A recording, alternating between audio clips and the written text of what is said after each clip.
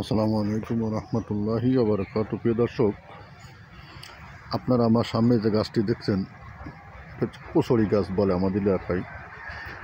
কচুরি গাছ, এই গাছে কিন্তু প্রচুর উপকার করে আমাদের।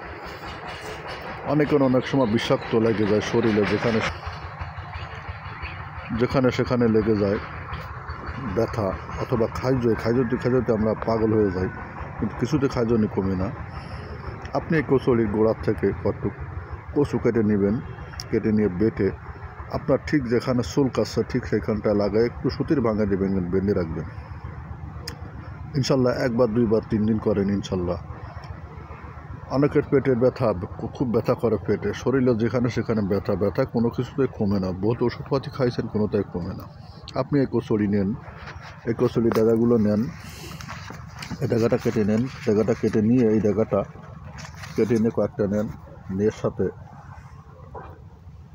1 পা পরিমাণে নেবেন, নিয়ে ভালো করে পরিষ্কার করে ভালো করে আপনি এটা বাইটে ফেলবেন। বাইটে তারপরে আপনি রস বের করে তারপরে ভাজি করেন। কীভাবে ভাজি করবেন? কতটুকু কালো জিরা দিবেন, 1 চামচ কালো জিরা, 4-5 কোয়া রসুন, এবং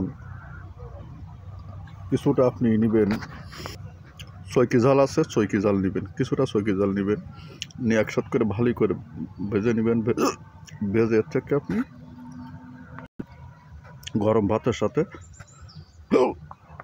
প্রত্যেকদিন দুপুরবেলায় খাবেন। ইনশাল্লাহ 2-3 দিন খান, 5 দিন খান, ইনশাল্লাহ দেখবেন সেরে।